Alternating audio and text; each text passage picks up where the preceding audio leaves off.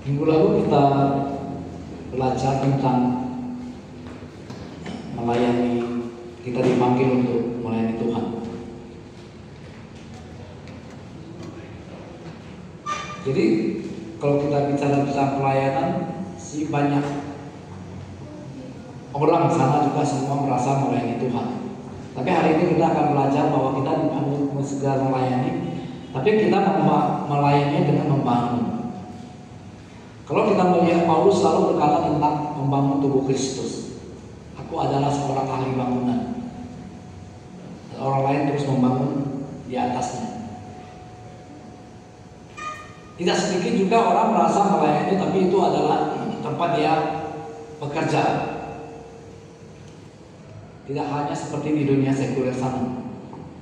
Tapi hari ini kita akan belajar bagaimana melayani dengan membangun. Yuk kita baca firman Tuhan Roma 10 ayat 2. 3, 2, 1 ya.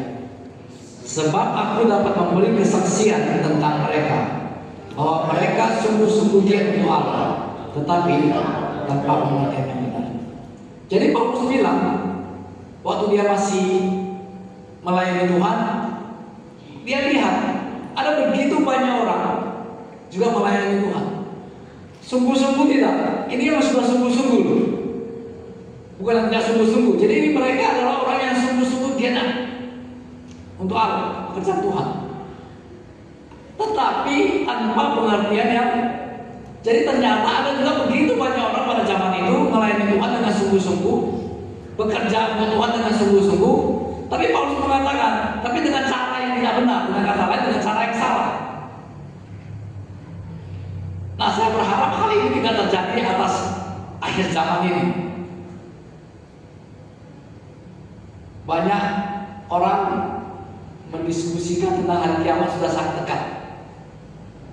Tadi saya lihat di Facebook atau di mana menyatakan bahwa hari kiamat rasanya sudah begitu dekat, dengan alasan panasnya suhu cuaca ini yang sangat tidak pernah terjadi. Yang mau dekat mau tidak terserah. Cuma masalahnya adalah pengertian kiamat itu dari sudut pandang agama lain dan sudut pandang kita kan berbeda. Nah, sudut agama lain mengatakan kiamat itu dunia hancur lebur, ya, nggak bisa ditempati lagi.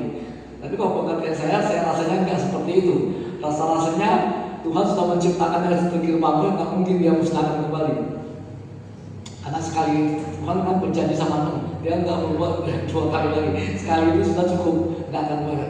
Nah, jadi hari ini kita akan belajar bagaimana kalau begitu tentu ada yang tidak benar, ada yang benar. Jadi ini adalah benar dan tidak. Ini adalah kalau di dalam ayat ini adalah ketidakbenaran yang tidak diketahui, nggak sadar mereka nggak benar. Ada juga orang yang sadar tapi terus dilanjutkan. Saya percaya orang-orang yang menyimpang pelayanan itu pasti dia sadar, tapi dia terus lanjutkan pelayanannya itu.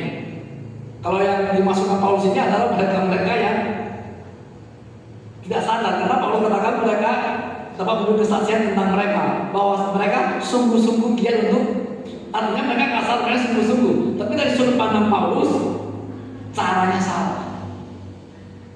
Kalau salah berarti tidak sesuai dengan apa yang dalam pikiran Kristus. Next. Jadi kita melayani Tuhan dengan cara melayani orang-orang lain melalui keterampilan, talenta dan karunia Roh Kudus. Jadi pelayanan yang benar-benar yang ingin di hadapan Tuhan itu adalah karunia-karunia yang diberikan Tuhan kepada kita, talenta-talenta yang diberikan Tuhan kita, dengan satu harapan agar kita dapat melayani orang lain. Jadi pelayanan itu tidak boleh berpikir bahwa kita melayani hanya sebatas di dalam gereja, bukan. Melayani itu adalah kita melayani orang dengan talenta dan karunia kita. Di mana saja kita berada, kita siap untuk melayani orang. Matius 25 mengatakan demikian, sebab ketika aku lapar kamu memberi aku makan, ketika aku haus kamu memberi aku minum, ketika aku seorang asing kamu memberi aku tumpangan, ketika aku telanjang kamu memberi aku pakaian, ketika aku sakit kamu merawat aku, ketika aku dalam penjara kamu mengunjungi aku. Maka orang-orang benar itu akan menjawab dia, katanya, Tuhan, bila manakah kami melihat engkau lapar dan kami memberi engkau makan, atau haus dan kami memberi engkau minum? Bila mana kami melihat engkau sebagai seorang asing dan kami memberi engkau tumpangan atau telanjang dan kami memberi engkau pakaian? Bila manakah kami melihat engkau sakit atau dalam penjara dan kami mengunjungi engkau? Dan raja itu akan menjawab mereka, aku berkata kepadamu, sesungguhnya segala sesuatu yang kau lakukan untuk salah seorang dari saudaraku yang paling hina ini, engkau telah melakukannya untuk aku. Jadi Paulus mengatakan bahwa di dalam pelayanan ini, Yesus mengatakan, jadi pelayanan itu bukan hanya dari pendeta, jadi song leader, jadi pemain musik, bukan. Pelayanan itu adalah selama engkau memberi segelas air yang kepada orang yang kasih saja, engkau sedang melayani aku. Makanya Paulus Yesus katakan, ketika aku di penjara, engkau tidak mengunjungi aku. Ketika aku haus, engkau tidak boleh aku minum. Ketika aku lapar, engkau tidak boleh aku makan. Sementara kepada orang yang melakukan itu, dia mengatakan, ketika aku lapar, engkau boleh aku makan. Ketika aku haus, engkau boleh aku minum. Ketika aku orang asing, engkau boleh aku tumpangan. Lalu mereka masing-masing menjawab. Yang tidak melakukan tanya, kapan aku? Kami tidak melakukannya. Yang melakukannya juga bertanya, kapan aku melakukan itu? Lalu Yesus hanya menjawab. Yesus hanya menjawab begini. Raja itu menjawab mereka, aku berkata kepada maksud, segala sesuatu yang kamu lakukan untuk salah seorang dari saudaramu yang paling hina ini, engkau telah melakukannya untuk aku. Jadi mindsetnya adalah ketika kita memberi orang tumpangan, ketika kita memberi orang minum ketika mereka haus, apapun yang dilakukan, fokusnya adalah kita sedang melakukannya untuk Tuhan. Karena kita merasa berpikir bahwa kita melakukannya untuk orang, tentu adalah pikiran kita, suatu saat saya akan dapat balasannya, atau saya akan mendapat upah. Tapi kan kita segala sesuatu yang kau kerjakan, kau lakukan untuk Tuhan, maka kita adalah ikhlas. Maka dalam Paulus pernah mengatakan, apapun yang kamu kerjakanlah itu seakan-akan kamu mengerjakannya untuk Tuhan. Jadi kalau kita mengerjakannya untuk Tuhan, kita diplom, kita akan terbebani, kita melakukannya tidak dengan terpaksa, dan kita melakukannya tidak mengharapkan sesuatu apapun, karena kita tahu segala sesuatu kita hanya berharap dari Tuhan. Untuk itu, apapun yang kita kerjakan, apapun yang kita lakukan, kita berikannya untuk Tuhan. Dan saya percaya ketika kita memberikannya untuk Tuhan, Tuhan perhitungkan semuanya itu. Enggak mungkin tidak. Tapi kalau kita melakukannya untuk Tuhan, kita melakukannya untuk manusia, itulah pekerjaan. Kalau kita melakukannya untuk Tuhan, itulah pelayanan. Kalau kita melakukannya untuk manusia, ujung-ujungnya kita pasti kecewa. Karena manusia tidak sempurna. Dia bisa melukai kita tanpa dia sengaja, ataupun dengan dia sengaja. Tapi bisa juga tanpa dia sengaja.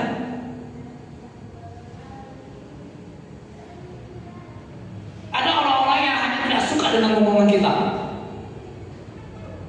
lalu dia membenci kita tanpa alasan. Sebenarnya kita nggak tahu dia sedang membenci kita, karena kita merasa saya tidak pernah melukai dia. Itulah manusia. Makanya kita manusia tidak bisa berusaha menyenangi semua orang, nggak bisa. Nah untuk itu, daripada kita nggak bisa menyenangi semua orang, sementara semua orang ingin disenangi, lebih baik kita menyenangkan Tuhan saja, udah selesai. Jadi apapun yang kita kerjakan, apa yang kita berikanlah untuk Tuhan. Kalau kita sudah mulai memikirkan yang berikan untuk Tuhan, sudah selesai. Berhenti di sini. Cinta akan rumahku menghanguskan aku. Nah, cinta rumah Tuhan itu apa yang kau berikan hangus. Jangan 30 tahun kemudian kau menuntut lagi, itu nunggu saya beli. Itu kan kurang ajar namanya. Berarti dia belum hangus itu, perlu digosongkan kayaknya. Apa yang kau berikan kalau itu selesai di situ, gak ada lagi.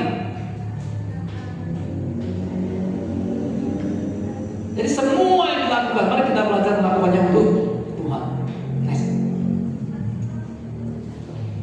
Jangan kamu lupa memberi tumpangan kepada orang, sebab dengan berbuat demikian beberapa orang tidak dapat diketahuinya telah menjamu. Jadi ketika engkau memberi tumpangan kepada orang lain, tidak sadari, kita sebenarnya sedang menjamu para malaikat.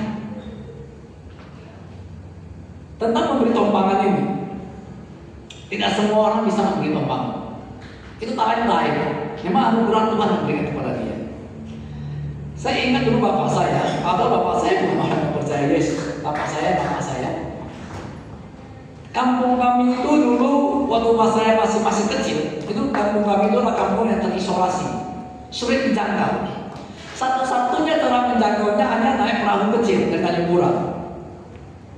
Jadi pedagang-pedagang, tapi khusus orang China saja. Pedagang-pedagang orang China itu, mereka kan pergi nggak bisa pulang. Besoknya baru mereka bisa pulang. Karena perahu itu cuma sekali jalan dan cuma satu, lewati sungai-sungai rawa-rawa itu. Nah, selalu tempat penginapan, tempat penampungan adalah rumah kami. Bukan hanya penampungan saja, termasuk makan mereka. Bapak saya kasih. Yang lebih mengerikan lagi adalah, saya ingat betul. Jadi kamar kami kan ada 3, satu untuk anak perempuan, satu anak laki-laki. Bapak sama satu kamar. Jadi ketika ada tamu datang, kami mesti tidur di luar. Tamu yang dikasih ke kamar. Sampai suatu hari bapak saya ditegur sama teman-temannya. Kamu udah gila kamu tidur. Anakmu tidur di luar, orang luar kamu kenal tidak ya? Gak apa-apa. Apakah dia kena perintah Tuhan? Enggak. Memang itu anugerah dia. Ada kadang-kadang ada kalanya sampai bertahun-tahun. Bahkan ada nggak sedikit orang yang kadang-kadang sampai bertahun-tahun yang tinggal di rumah kami. Tapi itu anugerah buat dia.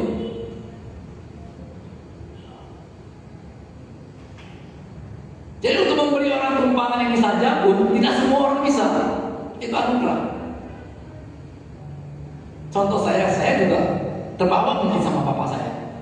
Saya juga kadang-kadang kalau saya ke sekolah atau anak-anak sekolah, kalau saya jumpa di jalan anak-anak sekolah yang satu di metode juga, saya suka ajak mereka. Dulu ketika ada itu yang punya Dorsemer itu anaknya SMP sekolah di situ. Asal pas saya lihat dia tuh lagi tunggu angkot, pas saya lewat, saya singgah pasti saya berhenti. Yuk bareng saja. Sekarang ada satu lagi di komplek kami yang baru masuk SMA dari Kemajaya atau dari mana itu, dari Rokan Hilir ya. Dia sekolah tinggal di komplek kita, jadi SMA. Kalau pas saya mau keluar, pas dia lagi tunggu angkot, pasti saya bawa. Apakah ada pemikiran saya lain-lain? Saya enggak. Saya senang aja gitu. Saya senang aja. Apakah setelah semalam saya melihat ayat ini? Oh, berarti apa yang saya lakukan selama ini nggak salah. Aku sedang menjamu malaikat. Ada sebuah kepuasan aja, senang saja gitu. Senang saya untuk melakukan seperti ini. Lo ada teman setiawan yang di sana tweet apa, yang di mana tuh di pinggir jalan juga lah. Dia keluar mereka rumahnya. Sampai saya bilang sama dia, bila perlu tunggu aja saya di sini, nggak apa dia bilang. Pas dia kalau pas dia lewat, pas ada saya bawa aja sekali ini. Sampai anak-anak itu sekarang dia kuliah di Lampung yang nggak salah. Jadi setiap apa dia pulang pasti dia ke rumah. Sampai hari ini, baru ini juga baru ke rumah lagi dia. Dia setiap dia pulang ke kuliah di sana, pulang dia pasti singgah ke rumah. Jadi kita senang aja. Makanya kawan-kawan setiawan itu selalu ramai maunya kuliah sekarang. Tidak 2 grup orang itu sekarang yang selalu ke rumah untuk bikin masa itulah, masa inilah. Ya mungkin di rumah teman-teman yang lain mamanya nggak suka mungkin. Kebetulan di rumah kita apa? Ketemu dengan ibu gembala yang bangsa Sasasudi aja ya kan, terserah kalian aja. Jadi mereka itu suka. Jadi grup setiawan sekarang 2, grup kawan kuliah sama grup anak-anak SMA yang di metodis. Ya selalu mereka ngumpul rame. Kadang-kadang yang grup dari kuliah, misalnya grup dari kuliah. Jadi saya bilang Mas Setiawan, kenapa sih sekali disatukan, kenapa sih?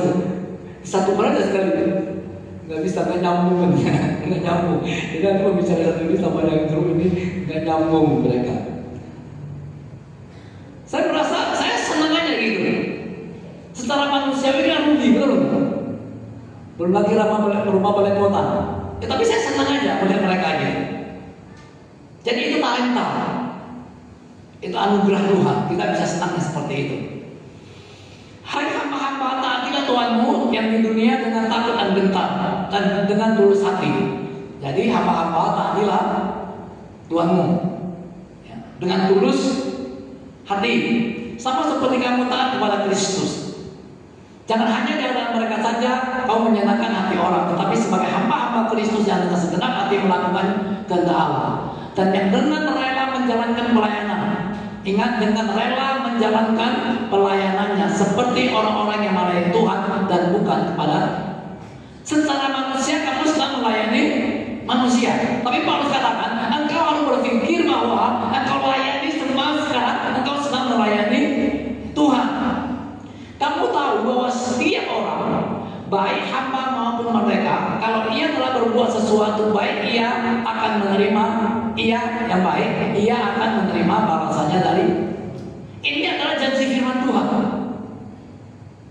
Kalau kita pernah selalu berpikir bahwa semua yang kulakukan ini adalah saya lakukannya untuk Tuhan, maka balasannya juga datang dari Tuhan.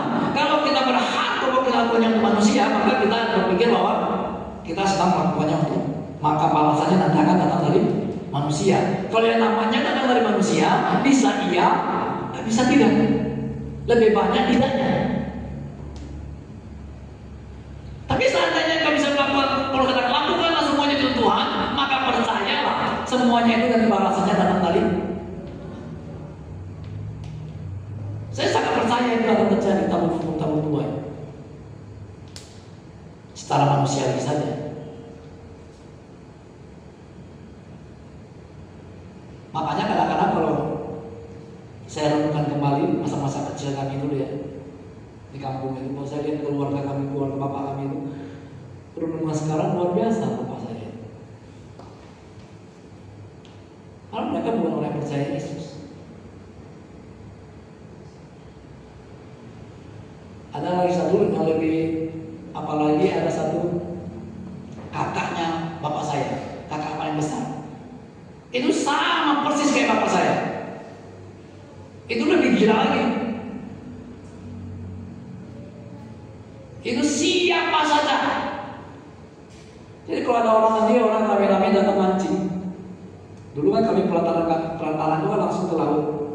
Jadi banyak kali orang-orang dari luar daerah mancing. Itu juga mancing kan bisa langsung pulang. Jadi mereka niatnya mereka mau tidur di pelantaran itu aja.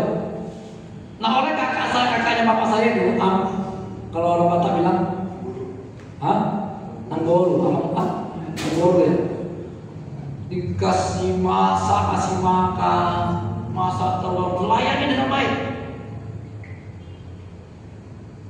Hingga suatu hari,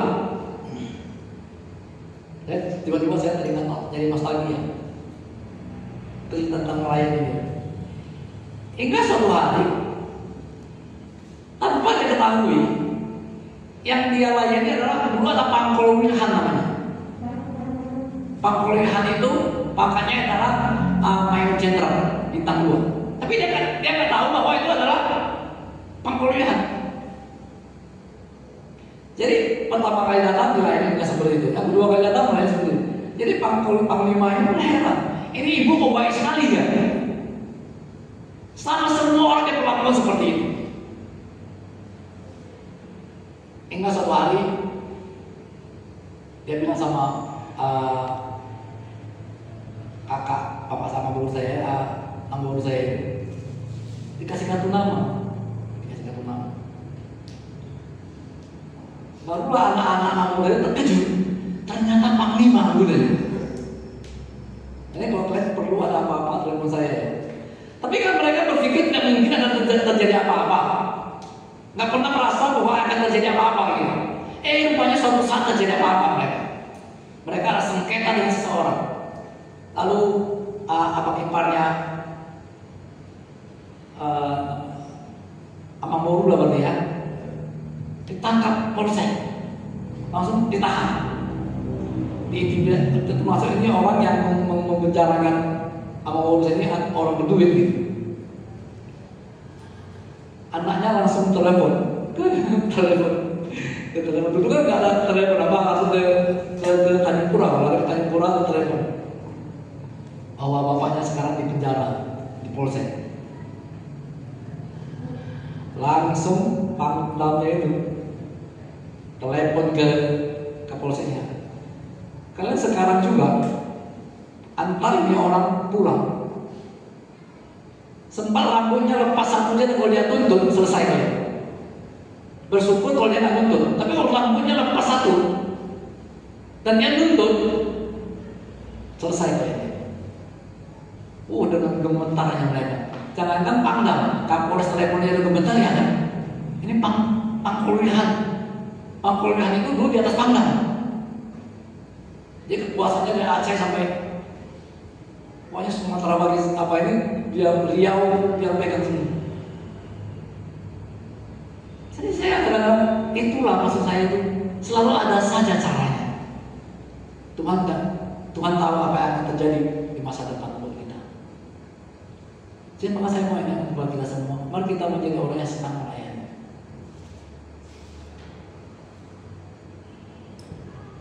Makanya saya kadang suka lihat video-video yang orang yang begitu mengasihi orang di pinggir jalan.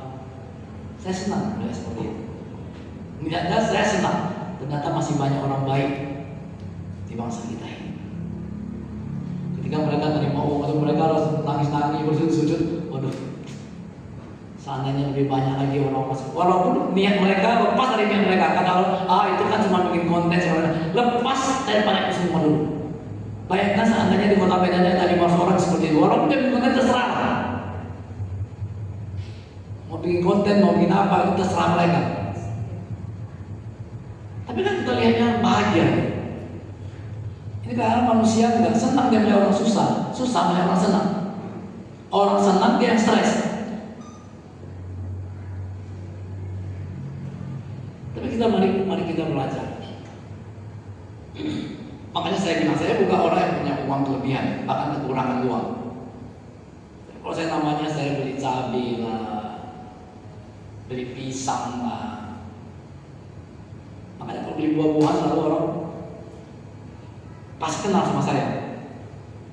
Mau diajak Simpako lah, mau diajak Simalingkar, yang jual pisang di pinggir-pinggir jalan itu. Karena orang mau nawar hanya pisang, nawar 2.000-nya, nawarnya mati-matian gitu. Saya nggak pernah tawar. Sekali pun saya nggak mau pernah tawar. Saya tanya berapa Bu? 20.000 ya, saya bilang 20.000. Kalau saya mau tawar, berapa sih saya bisa tawar? Betul nggak? Palingnya dia kurang 2.000.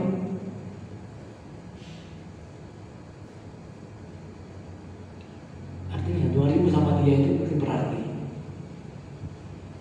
Mari kita belajar. Kita nggak membuat kita tambah miskin. Kalau orang bilang begini, ya Pak, nanti kalau dia ada juga orang yang tidak bisa dikasihani karena dia tidak pernah kita tawar, dia pikir harganya sesuka dia, ya udah terserah dia. Tapi begitu saya tahu ini harga wajar, saya nggak mau sama dia lagi belanja. Berarti ini orang memang nggak bisa berkali. Next. Tujuan melayani adalah untuk kepentingan yang dilayani, agar mereka mengalami perjumpaan dengan Tuhan serta menjadi murid. Jadi ketika melayani bukan untuk kita, tujuannya bukan untuk kita. Kita melayani tujuannya untuk yang dilayani, itu kepentingan yang dilayani. Lepas tanpa pelayanan gereja, lepas dari pelayanan di luar, ingatlah bahwa pelayanan itu adalah untuk kepentingan yang dilayani. Kalau kepentingan untuk yang melayani itu bisnis namanya.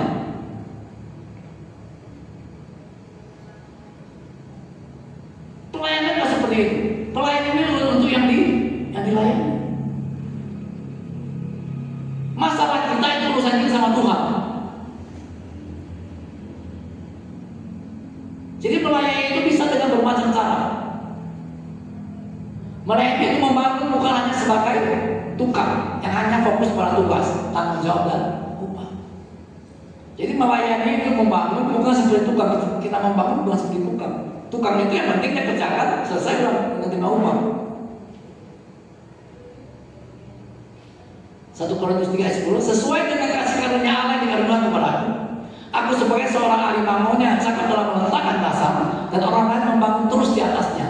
Tetapi tiap-tiap orang harus memperhatikan bagaimana ia harus membangun di atasnya. Artinya kalau Paulus katakan, engkau harus memperhatikan cara membangun. Jadi ketika engkau melayani, prinsipnya adalah untuk membangun. Tapi membangun pun kita harus perhatikan prinsip-prinsip membangun itu. Engkau perhatikan kamu cara membangunnya bagaimana? Cara bagaimana?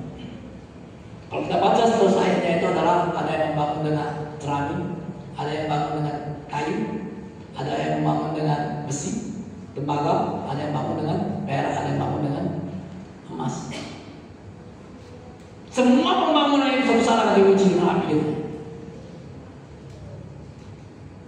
Jadi pelayan ini kita perhatikan. Ketika kita membangun itu, kita perhatikan cara kita membangun. Bagaimana kita cara membangun? Pelayanan sama pekerjaan benar beda tipis.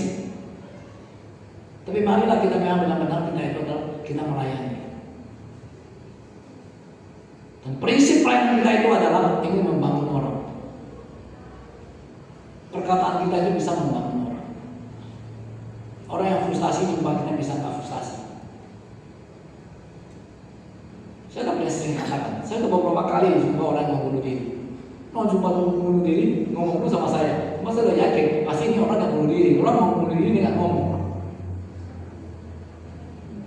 Tapi tidak sedikit orang yang merasa hidupnya frustasi dan saya mau bunuh diri aja.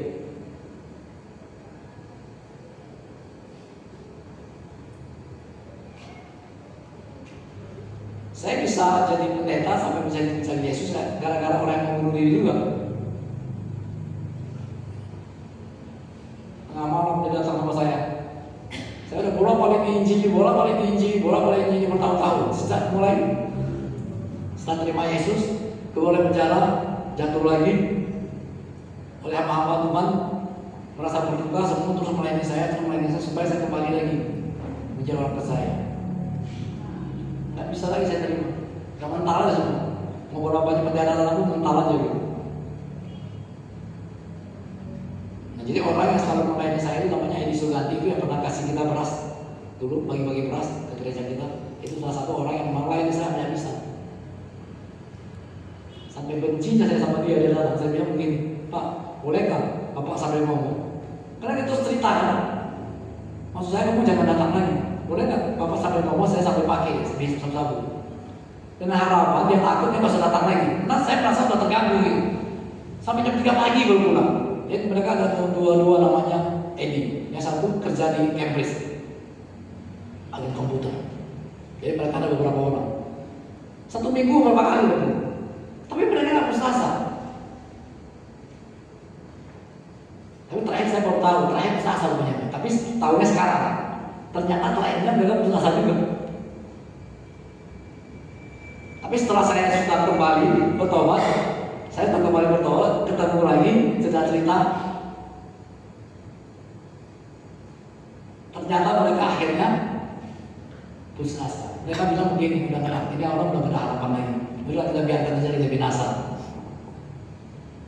Akhirnya tapi ceritanya setelah saya bertobat kembali, udah jadi pendeta, ketemu lagi, ngobrol-ngobrol, mereka cerita gitu. Nggak sangka ya dia bilang, kamu akhirnya jadi juga dia bilang. Padahal kami udah frustasi, kami udah ngumpul kita nggak usah datang lagi, udah sepertinya ini orang udah nggak bisa lagi, nggak bisa diselamatkan lagi, udah biarlah dia binasa, sampai begitu udah. Nah, ketika mereka tahu saya masuk sekolah kita, mereka kaget. Jumpa di Perapat, dia lagi bawa anak-anak miskin yang dari apa itu, Cina-Cina miskin yang di Sukramai, bawa mereka tiap tahun habis ratusan juta itu bawa mereka jalan-jalan. Ketemu saya di Perapat. Kamu bisa di sini ya? Saya bilang lagi latihan jadi apa Tuhan. Oh iya, dia bilang. Kok bisa jadi juga akhirnya ya? Ceritanya bagaimana dia bilang? Ceritanya itu ada orang yang membunuh diri. Nah ini orang juga sampai sekarang nggak bunuh diri. Malah akhirnya tahun atau 5 tahun yang lalu mencalonkan diri jadi anggota DPR RI. Waktu dia mau calon anggota DPR RI, cari saya, aduh kamu gila gitu. Mana ada harapan kau menang? Orang gak kenal kamu, orang yang begitu hancurnya, akhirnya bisa menjadi politisi di Golkar.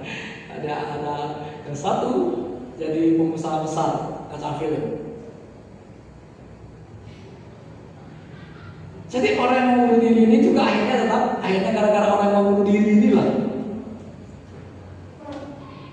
Sederhana aja kata-katanya itu, cara tukang pakai dia itu. Datang tengah malam, nangis-nangis, kenapa? Aku mau bunuh diri. Ya udah, bunuh diri aja, satu pesan apa yang bilang sama saya saja. Dan saya tidak berusaha mencegah dia, udah. Karena waktu itu kan belum bertobat. Jam 5:30 pagi, jam 5, dia bilang, udah ya Bu, ini perjumpaan kita yang terakhir. Oh iya, tapi sebelumnya di ruangan di hotel kamar saya itu ada komputer. Bikin surat buat abang saya. Abangmu di mana? Toko besi berkat di Jalan Aksara, dekat Aksara Plaza sana. Oh iya bilang, dibikin suratnya. Ya kalau itu hari Selasa, saya nggak buka hari Selasa. Ya udah, berarti kan besok kamu bunuh diri. Nanti hari Kamis saya antar surat ini saya. Ya udah, ini perpisahan kita, ini pertemuan kita yang terakhir. Begitu dia mau keluar, dia bilang begini, tuh. Tapi satu hal yang saya sampaikan sama buku dia bilang, apa ini? Tapi Yesus selalu nolong aku, dia bilang. Begitu dia bilang Yesus selalu nolong aku langsung berdebar dulu. Gak kenal. Oh tunggu, gue jawab dulu. Ada apa ya? Aku mau tanya dulu sama kamu. Bagaimana caranya kamu? Yesus tolong kamu. Agamamu apa sih gitu? Ya sama kan kita. Kan kita sama-sama sembahyang selalu di Kirimbar, di Kuantikong sana. Sebulan 2 kali, sembahyang sebulan 2 kali. Kita sama kita sembahyang gitu. Tapi kamu kok muncul bagaimana caranya? Yesus tolong tahu tuh bilang. Oh ada ceritakan alam hidup dia. Ketika kos di Bandung, mau diperkosa orang, dompetnya hilang. Jadi dia ternyata dia pakai kaharu itu di depan. Kalau orang Cengho kan pakai kaharu, lalu di depan pintu di atas langit, manggil pertolongan. Tapi saya tak pernah panggil Tuhan kita, aku panggil, tak pernah panggil Mahuju, aku panggil Yesus dia bilang. Dan selalu saya tertolong dia bilang.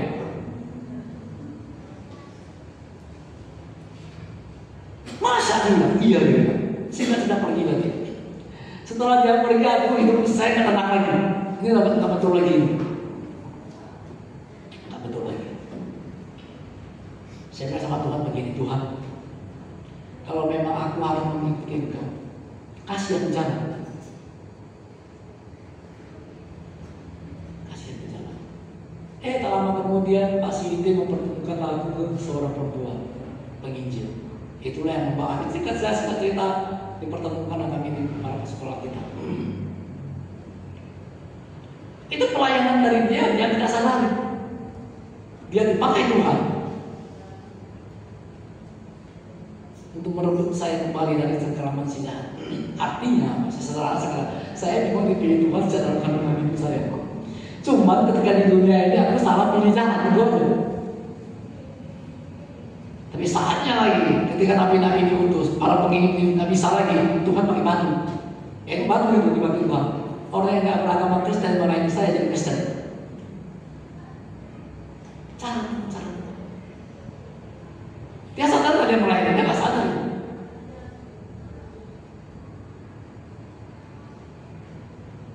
Setelah saya jadi pendeta, saya nggak pernah ketemu sama mereka lagi. Ketika dia mau jadi anggota DPR, baru telepon saya, baru kita ketemu. Pas mama saya meninggal, datang dia ke pulang. Kita ngobrol kembali lagi. Ingat Postaria dulu. Terakhir nggak jadi juga, nggak bunuh diri dia bilang. Jadi itu hanya cara-cara bagaimana, bermacam-macam cara pelayanan itu, bentuk pelayanan itu. Bisa kadang-kadang kita dilayani, kadang kita melayani. Prinsip. Jadi pelayanan yang membangun ada beberapa prinsip. Jadi prinsip melayani yang membangun yang pertama adalah melayani bukan kepada manusia tetapi kepada, itu prinsip. Kalau prinsip kita melayani anak untuk membangun orang. Ingat bahwa kita membangun orang, kita melakukannya untuk Tuhan. Kita sedang melayani Tuhan, bukan untuk orang. Makanya saya sudah sering beberapa kali ketemu orang yang mau bunuh diri, yang frustasi, ada yang bentrok sama orang tuanya, ada yang memang orang tuanya itu memang kebablasan, apanya mengajar anak luar biasa, sampai dia frustasi. Tapi pada saat yang sama dia begitu mengasihi orang tuanya. Aku apapun rela melakukan asal papaku bahagia, mamanya sudah pada baik. Orang kaya, sangat kaya. Tapi papa saya minta ampun, dia bilang. Saya sudah sebesar ini, tidak besar, umur 30 tahun. Dia tampar, dihajar sama papa saya. Jadi saya tahu papa saya begitu benci sama saya. Kadang-kadang saya pikir saya nggak mau lagi lihat dia. Tapi kasihku kepada dia begitu besar, dia bilang. Saya begitu sayang sama dia. Saya ingin dia bahagia. Bang, dia bilang, apa yang harus aku lakukan? Kalau dia orang lain, mungkin udah saya hajar. Di satu sisi saya sangat mengasihi dia. Di sisi lain, dia begitu kasar sama saya.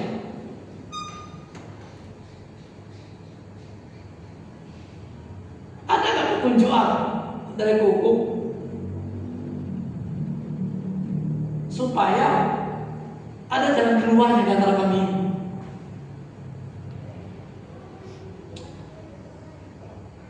Saya bilang, kalau kamu tanya sama saya, kamu harus melakukan apa yang saya suruh. Kamu mau nggak? Apapun mau aku lakukan, dia bilang, asal bisa deh. Oke. Mulai sekarang, kamu cari tempat makan yang romantis, yang sangat romantis. Bilang dulu pasang lilin, kayak orang pacaran gitu jadi. Apa tujuannya? Lalu kamu ngomong sama papa kamu, Pak, aku mau ajak papa makan bersama. Tapi tempatnya itu romantis sekali. Bilang dulu duduk setinggi, ada lilinnya. Nah, siapa makannya paling dia suka? Ya kalau gitu gampang lah, ya lakukan aja saja. Nanti kalau dia tidak setuju, kamu telepon sama saya, atau kita jumpa lagi. Singkat cerita aja, bilang papanya, Pak, aku kepingin, kita kan gak pernah makan bersama. Aku kepingin jadi bapak makan enak. Gimana bapak pengen suka? Bapak mau nggak deh? Kapan? Terserah papa aja. Ya udah minggu depan dia bilang. Udah deal lah kan? Hari apanya deal? Tempatnya bisa dia cari, tempatnya sudah oke. Ke telepon saya. Udah deal. Bapak saya mau. Apa yang harus aku lakukan? Ketika saat makan saya bilang, kamu bilang sama papamu begini, Pak, aku begitu mengasihi papa. Aku rela melakukan apapun untuk papa, karena saya ingin melihat di hari tua papa bahagia. Karena saya mengasihi papa seperti mengasihi diri saya sendiri. Pertanyaan saya adalah, pertanyaan saya adalah, kira-kira apa yang harus aku lakukan untuk Bapak supaya Bapak bisa bahagia? Apa yang saya lakukan? Hanya satu yang perlu kamu lakukan, maka aku bahagia. Apa itu? Kamu cerai dengan suamimu. Dia nggak bisa jawab. Besoknya dia telepon saya, Pak, ternyata yang dia mau, Bapak kan suruh saya tanya sama dia, apa yang saya lakukan, yang penting Bapak bisa bahagia. Yang dia minta yang aneh-aneh, apa itu? Dia suruh saya cerai sama suami saya. Itu nggak mungkin.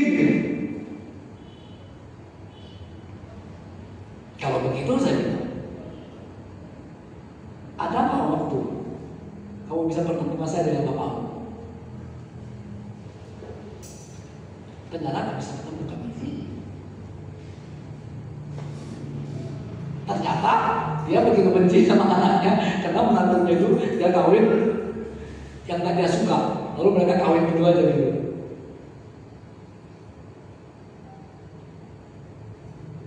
Kasihan sekali saya dengan si cewek ini. Kabarnya sekarang kena sakit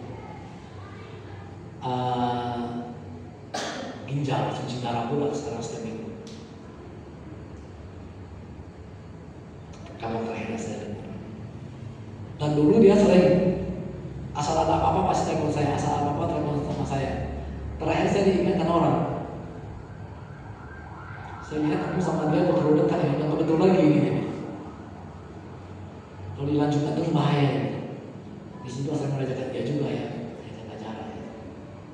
Itu ibu malah nggak tahu, sekarang baru tahu. Nggak tahu masih kamu.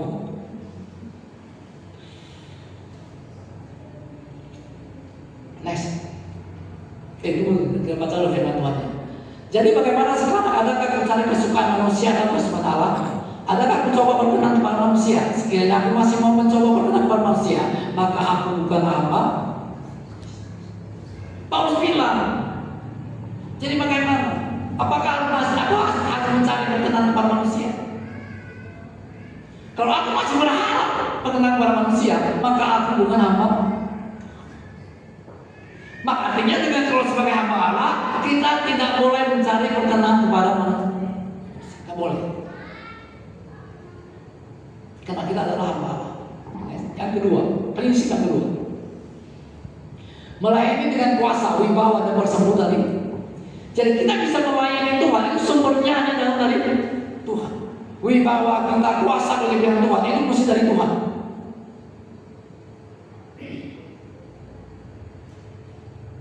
Tidak boleh rekayasa.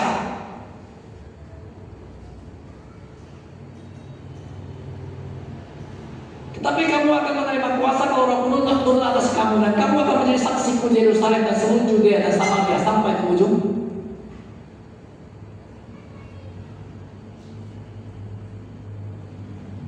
Orang bisa saja melayani orang dengan kekayaannya, wibawanya karena kekayaan dia, wibawa dia itu karena jabatan, wibawa dia karena pangkat. Tapi kalau seorang bicara pelayanan, wibawa itu nggak boleh dari situ. Wibawa itu semua mesti datangnya dari Tuhan. Karena kalau yang mau dimulai seperti ini dia fana sebenarnya. Ya selama kamu kaya, selama kamu punya jabatan, itu kan ada batasnya. Tapi kalau kita melayani dengan kuasa Tuhan, dengan wibawa datang dari Tuhan, maka dia sifatnya kekal. Yang ketiga, prinsip yang ketiga adalah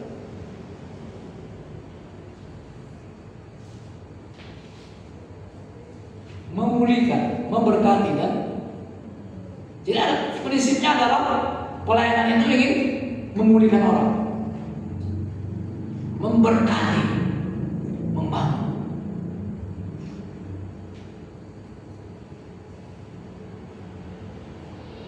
Saya katakan bahwa pelayanan itu bukan berpikir dari apa yang akan aku dapat, tapi apa yang bisa aku beri.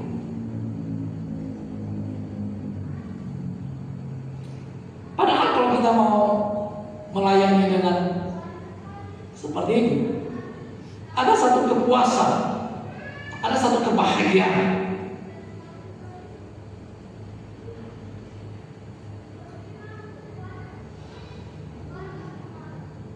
Kalau psikolog kan tujuannya kan cari duit, ya kan? Tapi nanti Jevanya nggak boleh cari duit ya. Dapat duit itu alhamdulillah aja ya, puji Tuhan, haleluya aja. Tapi tujuannya jangan cari duit. Tujuannya adalah ingin membangun orang. Tujuannya adalah ingin memberkati orang, memulihkan orang. Itu tujuan pertama dulu. Soal impactnya akhirnya dapat duit, itu ceritanya lain. Kalau itu tujuan kita, percayalah ada sebuah kepuasan yang tak bisa dimiliki oleh orang lain. Apalagi orang itu benar-benar pulih.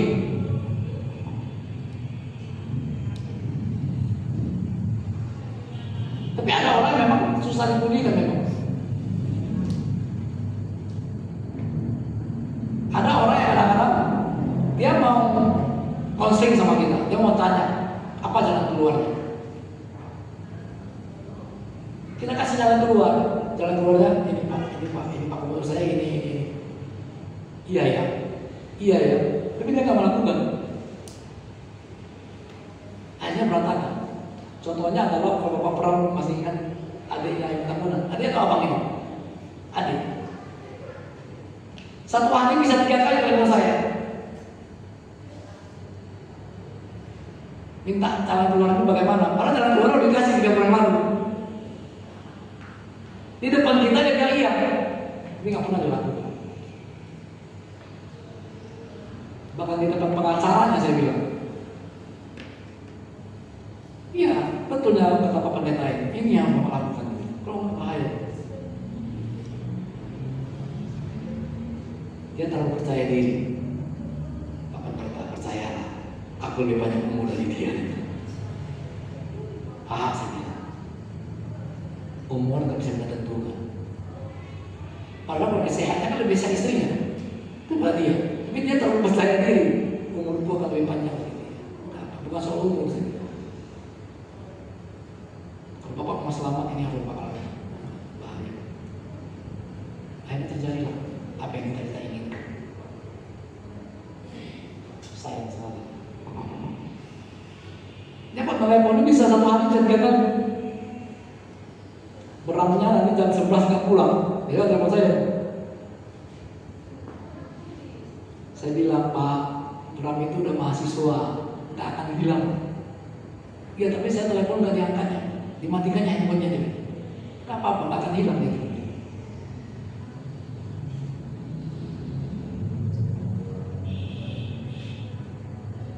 Terus saya penasaran, ketika Bapak Bram meninggal, dia jumpa sama si Bramnya itu kan nggak pernah jumpa sama ini. Pas yang membuat kamu selama ini selalu pergi tanpa diketahui Bapak, telepon Bapak kamu nggak mau angkat, lalu Bapak begitu sayang sama kamu. Apa yang kamu lakukan? Sebenarnya apa? Ada apa dengan hidupmu sendiri? Panjang ceritanya Pak. Kalau panjang ceritanya, bisa nggak kita pilih waktu kamu cerita sama saya? Bisa sekali Pak. Saya lagi cari orang memang yang menceritakan semua itu. Ini kesempatan saya pikir ya kan, bagaimana mendampingi mereka. Ternyata setelah dikumpulkan 14 sampai sekarang kan saya harus ngomong tuh buku dia. Tapi kok kamu mau cerita buku saya ya saya? Bila perlu ada sama, waktu saya ngomong sama adik-adiknya ada situ. Bila perlu sama mama, untuk bisa mama ada.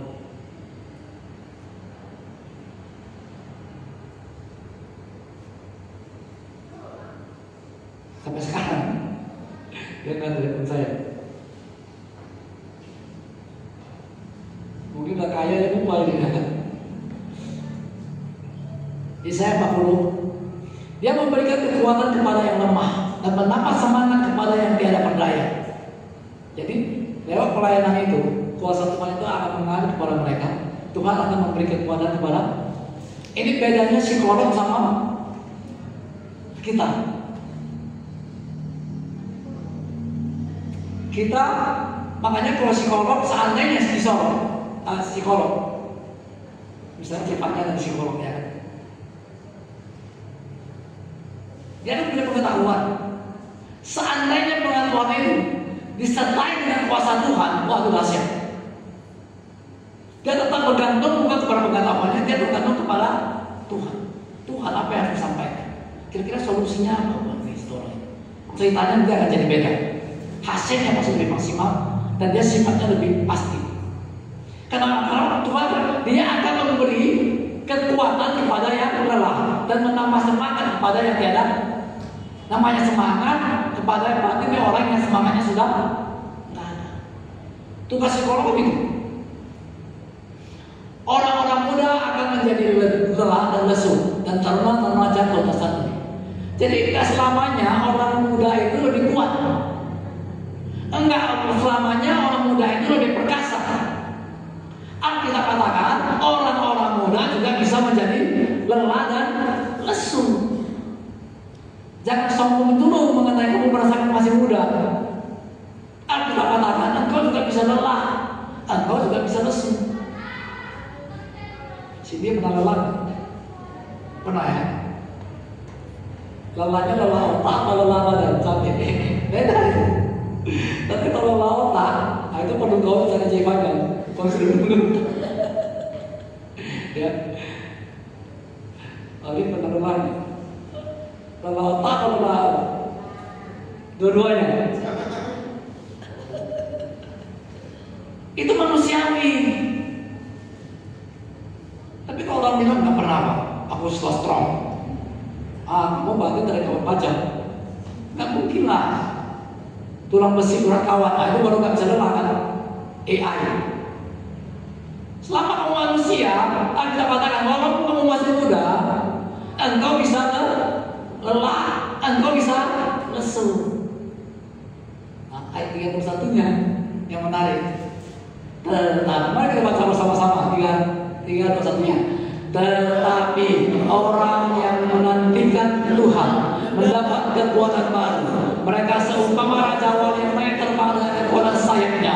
Mereka berlari dan tidak menjadi lesu. Mereka berjalan dan tidak menjadi lelah. Bagaimana supaya kamu jangan lelah? Bagaimana supaya jangan lesu? Engkau akan seperti raja wali. Engkau harus tetap menantikan Tuhan. Percaya kepada Tuhan. Hanya itu aja jawabannya, nggak ada yang lain. Selama itu nggak terjadi, engkau akan lelah, engkau akan lesu. Selama kau percaya sama Tuhan, ceritanya berbeda. Walau zaman Abraham dipakai sama Tuhan, saya tanya, emangnya cuma Abraham saja di situ? Apakah kena Abraham baik?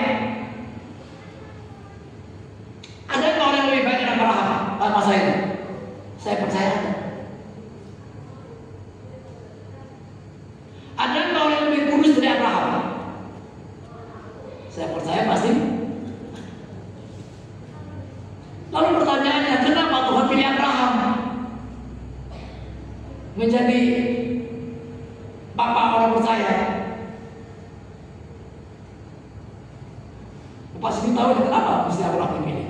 Waktu itu kan Abraham dibilang pernah terlalu baik juga enggak, dia mau gada istrinya 2 kali, ya kan? Sejak kita nggak pernah mau gadakan istri, ya, mungkin gak laku yang mau digadain ya. Dia mau ada deh, bukan yang mau digadain, mau digadain bukan yang mau. Ya. Tapi Abraham 2 kali mau gadakan istrinya, mau menyelamatkan diri, mau dia korbankan istrinya, kan gak baik-baik amat itu kan? Lalu pertanyaannya, kenapa Tuhan pilih Abraham? Kedaulatan Tuhan.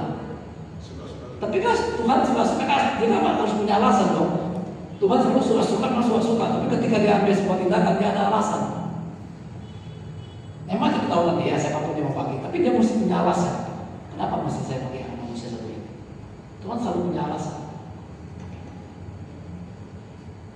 Bapak Kris kenapa pakai Abraham? Iya, karena dia percaya Tuhan. Orang-orang di luar sana lebih kudus, orang luar sana lebih hebat, orang sana lebih pintar sana. Mereka tak percaya Tuhan lagi. Abraham tetap menantikan Tuhan. Dia percaya kepada Tuhan. Itu yang membuat dia dipilih. Nah makanya kita percayalah. Kita harus menjadi orang yang selalu percaya kepada Tuhan, percaya kepada firman Tuhan, sehingga kita yang akan dipilih Tuhan. Di antara begitu banyak orang. Maka engkau anak-anak muda, engkau percaya kepada Tuhan, nantikan dia. Yes. Itu saja alasan Tuhan. Kedaulatan memang iya, tapi Tuhan selalu punya alasan.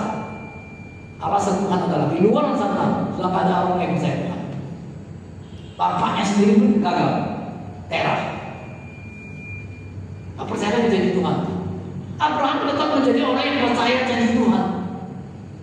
Sampai ketika Tuhan bilang sama dia, keturunanmu akan seperti bintang di langit, pasir di lautan. Umur 80 tahun, istrinya pakai haid. Pertanyaan saya, hanya Abraham yang percaya aja konyol kayak gitu. Cuma Abraham sendiri yang mau percaya sesuatu yang konyol seperti itu.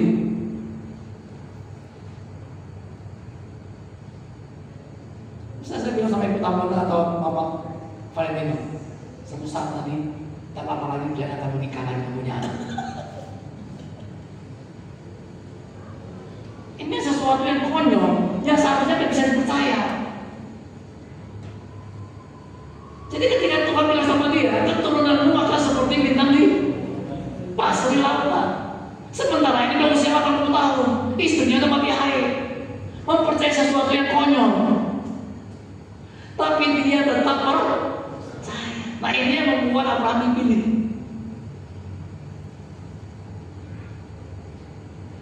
Apa yang Tuhan janjikan sama kita tidak sekonyol apa yang Tuhan janjikan sama. Kalau saya bilang suatu saat di sini jadi wali kota, itu kan belum konyol kali. Gaji banyak. Dia seorang psikolog yang terkenal di Asia Tenggara. Dipanggil bangsa-bangsa. Karena psikolog dunia kan selain Tuhan, psikolog dia bisa jalan, selalu ada solusi. Itu kan kata konyol. Ayu mungkin misalnya kan jadi suatu saat jadi bupati di Nias, atau jadi gubernur nanti Nias pemekaran. Ayu tiba-tiba Ayu Lasi ya. Lasi atau apa? Lasi. Pakai lasinya nggak ke KTP? Enggak.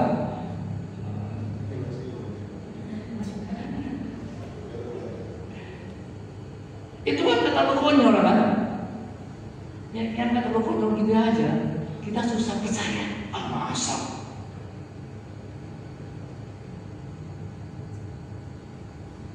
Ada begitu banyak perempuan di muka bumi ini. Kenapa Maria dipanggil?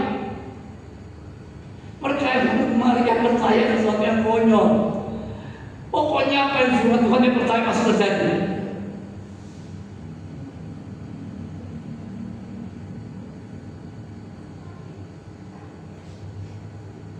Mari kita, Tuhan tidak tentu terlalu banyak. Tuhan yang membuat kita percaya, maka kita akan dipakai seperti Abraham. Secara manusia ini Abraham pikir gampang mempercayai kayak gitu. Satu aja tak ada. Ini mesti bintang di langit, masih di lautan.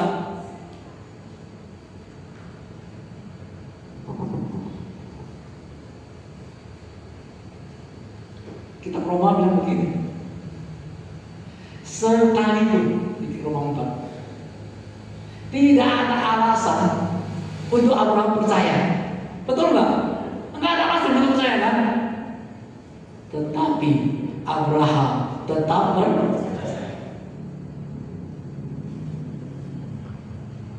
Bilang sama saya, sekalipun tidak ada alasan untuk aku percaya.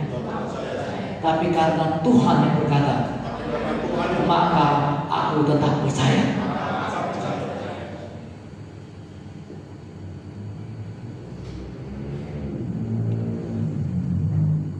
Kita maklumi Pak, harusnya kita maklumi nggak Abraham tidak percaya. Maklum kan? Alasannya kuat sekali, nggak ada alasan untuk percaya. Tapi yang luar biasa kita katakan, tetapi Abraham tetap percaya. Ya Abraham, kamu tetap percaya kan? Mau jadi apa kamu berarti? Apa mimpimu? Apa cita-cita? Mau ciptakan pesawat lagi? Bilang aku mau buat terbang gitu. Kalau motor mobil terbang kan nggak ada. Kamu mau ciptakan motor terbang? Kamu masuk SDM kan? Tuhan beri aku inspirasi untuk menciptakan motor terbang. Jangan bilang kereta terbang. Kereta nggak mungkin terbang. Kereta kan di sana kereta kan panjang sekali ya. Itu nggak mungkin terbang. Tapi motor itu nggak bisa ya. Dia pasang sayap aja kiri kanan. Bisa nggak bisa? Tapi kadang kita aja nggak percaya. Sekarang sesuatu inspirasinya tentu masih terjadi yang ini. Jadi mari kita melayani dengan membangun. Dan kita mulai membangun, Tuhan memberi iman kita, maka Tuhan akan memakai kita. Kalau Tuhan bisa pakai Maria, Abraham, Yakub, Ishak, Musa, saya percaya Tuhan juga akan pakai kita untuk menjadi orang-orang